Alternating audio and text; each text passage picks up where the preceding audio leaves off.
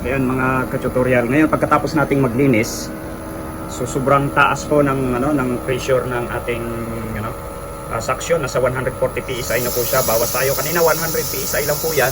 Tapos nasa ang ating ampere ay nasa lang kanina, nasa 3.8 yata, mga ganon. Ay ngayon nasa 5.9 pagkatapos po nating linisin, no, ang ating unit. Ayan, lang natin ng 130 PSI. 410 po to, correction po doon sa sinabi kong 404, ano po 4108.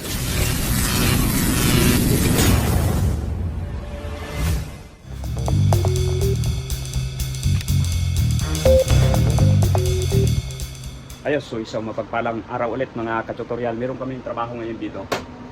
Split AC. Ito po ay general cleaning lang, palilinisan lang ng may-ari ito. So medyo madilim dito kasi parang stock room siya. Ang ating pong pag-uusapan ngayon dito sa mga customer, tips lang po sa ating customers na dapat talaga ay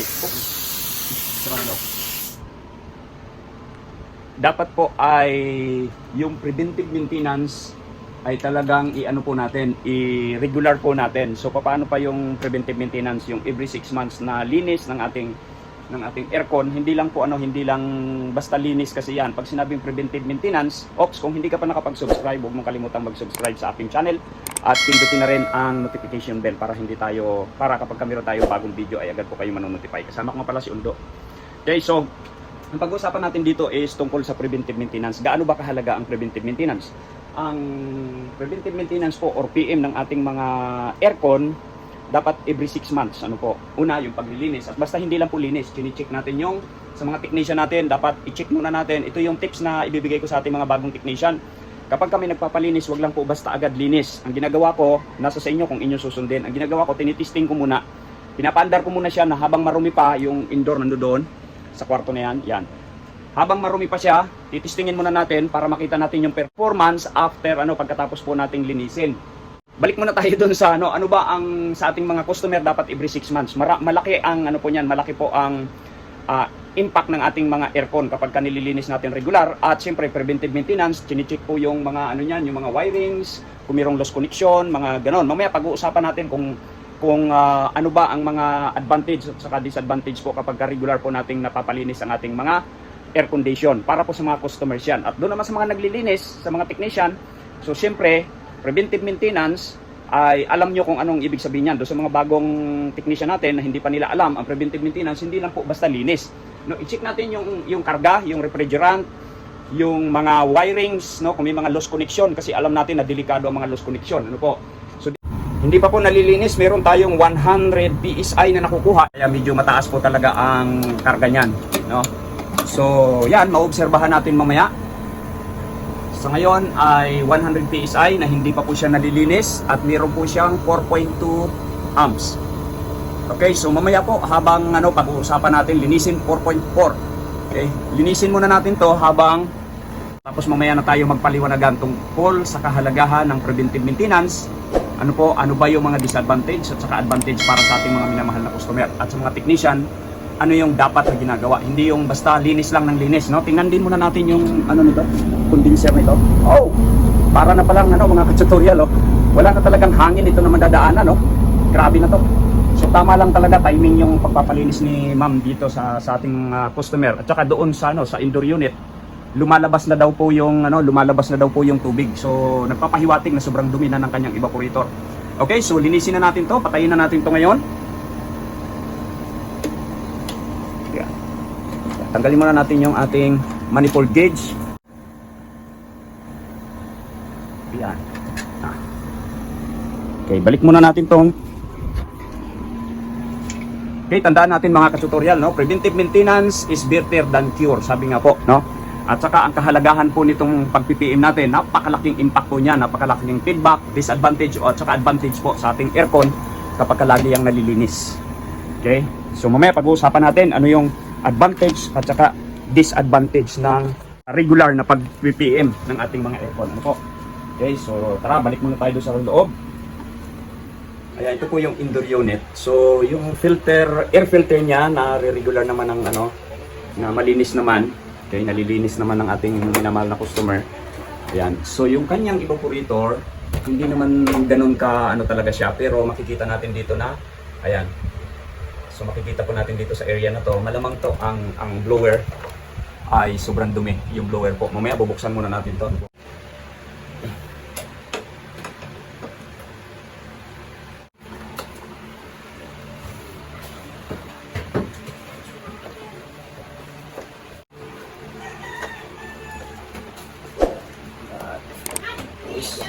Tanggalin natin itong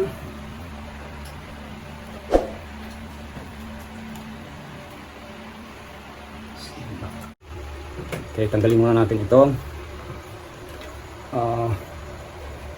motor. Ay, nakasit up na po yung ating pangsalo ng tubig. Okay, ready na siya. Ganyan po siya karumi. Yan yung kanyang, and then yung kanyang blower na po punong-puno. Ayan, oh. So punong-puno talaga siya. And then isa pa pong disadvantage ngayon kapag hindi po natin regular na nami-maintain or na-PPM, nalilinis yung ating aircon, ay yung pong kanyang tubig. No, yung tubig po niyan, tingnan nyo naman, oh, umaapaw na po yung tubig niya. Hindi na siya, pati yung drainage po niya ay talagang black na po siya. So hindi na po nagtutuloy-tuloy yung kanyang tubig. So kasama po natin lilinisin yan, yung kanyang drain line. Okay, kita naman natin, no? Talagang sobrang dumi po ng kanyang blower. Ayan, no? Okay, so gagamitin naman natin pressure washer. Oh, ito yung gamit ko, pressure washer. Okay.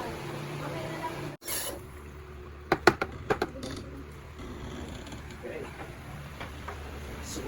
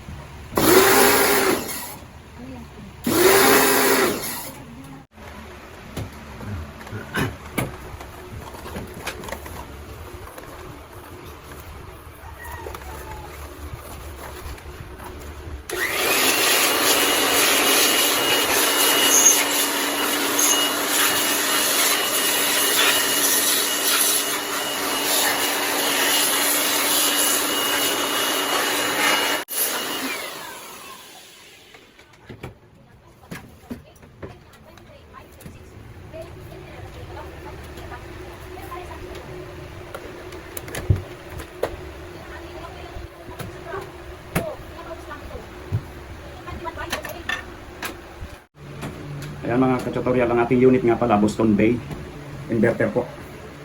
Okay. So, yun mga ka-tutorial, tapos na natin gawin yung indoor unit. No, tapos na po nating hugasan. Tapos na nating linisin yung indoor. Dito naman tayo sa outdoor. Okay. Ayan. So, ito po yun. Okay. So, makikita natin dito sa labas. Yan. Kita nyo naman. Halos wala na talaga siyang hangin. Okay.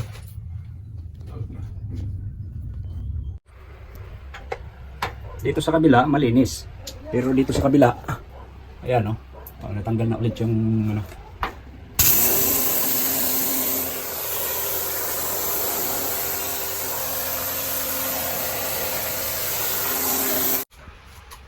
Ito na po yung ating condenser after cleaning. Ayan. So makakahinga na ng ayos ang ating condenser unit. Ayan.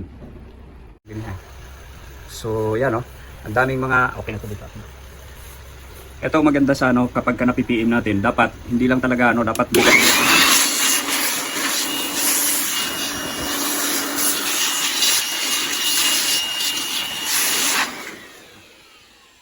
tapos kailangan natin Ito yung sinasabi natin sa PM. Okay, so kailangan natin higpitan itong mga screw.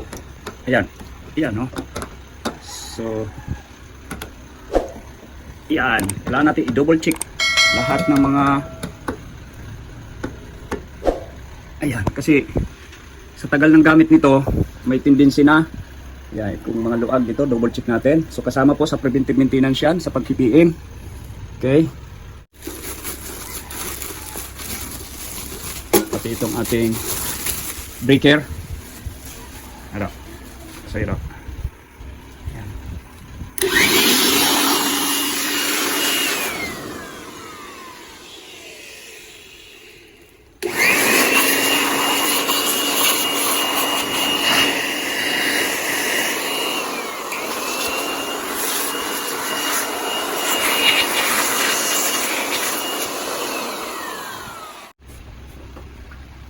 Ayan, malinis na si Boston Bay. Ayos na to. I-ano na natin. Pok-pok, no?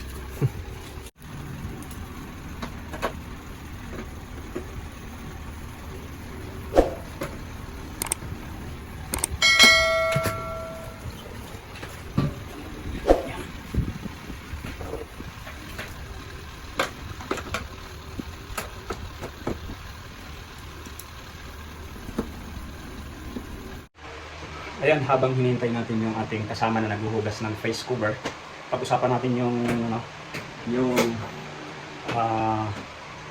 kaibahan o yung advantage and disadvantage po ng regular na nagpapa-PM ng kanilang sa ating mga minamahal na customer. Regular na nag-PPM ng kanilang mga units. Ano po? So unang-una, kapag regular po ang PM natin, pakipunasan na lang ito. Kapag regular po ang pag-PPM natin na every 6 months, ano po, ang advantage po na makukuha natin, una, syempre, yung efficiency po ng ating unit ay gumaganda, ano po. And then, pangalawa po niyan, yung konsumo ng ating electricity. So, hindi siya kumukonsume ng ganun kalaki kapag malinis lagi ang ating aircon.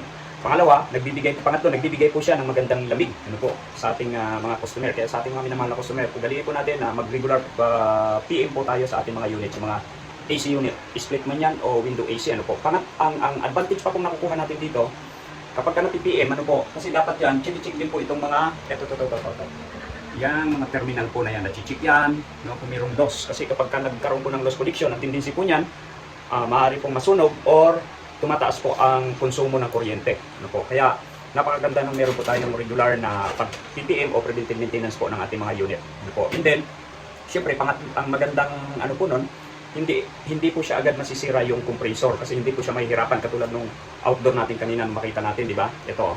So, sobrang hirap na hirap po ang compressor, and then yung pong ventilation po ng area ay medyo wala po siyang hangin, hindi nakakapag-circulate ang hangin. Kaya isang napakagandang na malinis po natin yung ating unit. So yun lang po sa ating mga minamahal na customer, isang tip lang po yan. At sa ating mga technician naman, mga bagong technician, kapag tayo po ay naglilinis o pinalilinisan po ng customer yung ating kanilang mga units, huwag lang basta linis lang, double check natin yung kanilang mga electrical, okay, yung mga electrical parts, double check natin kung okay ba, nagpa-function ba lahat, bago natin, pati yung refrigerant po niya, dapat i-check din po natin, double check din natin. Kaya kanina bago tayo maglinis, ay chinik muna namin yung refrigerant niya, yung karga niya. Ngayon, pagkatapos po ng linis, i-check ulit natin. Kanina, nakakuha tayo ng 100 PSI. Ayos na yung face cover natin, ikakabit na natin ito. Yan. Para masubukan natin na mapaandar.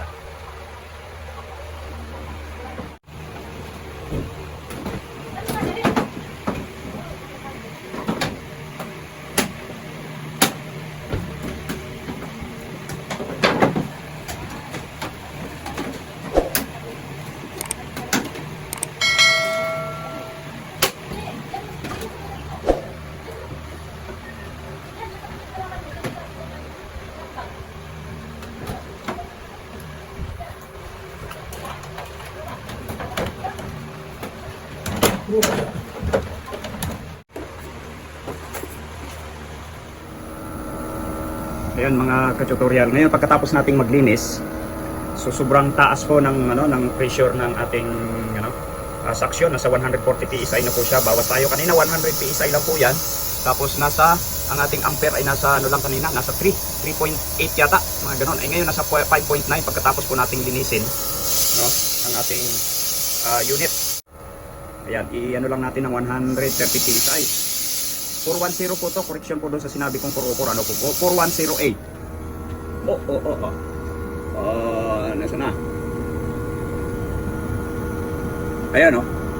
4108.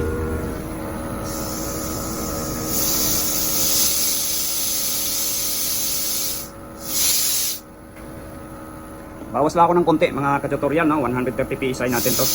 Sobrang taas na, 140 na yung ano. Yan.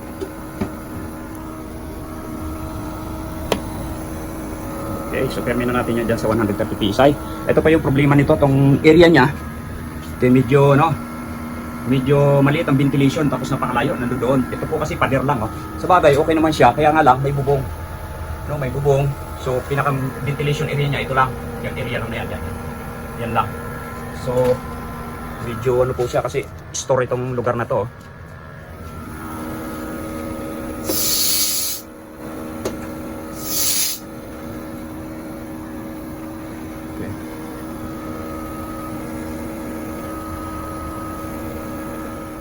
So okay na po yung ating ano, sinit ko siya ng 19 kanina. Maganda na po yung lamig. Okay na po siya. Okay.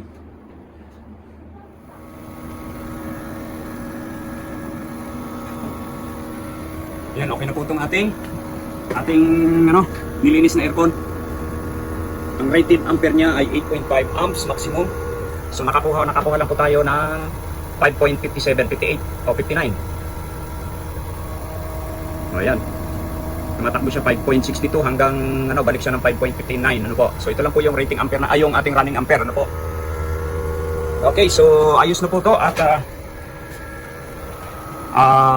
muli, kung hindi ka pa nakapag-subscribe ng aking channel, ay huwag mong kalimutan na mag-subscribe sa channel po natin. At siyempre, pindutin mo na rin yung notification bell para kapag meron tayong mga bagong video ay agad ka pong manonotify. So maraming salamat po sa panonood and God bless po.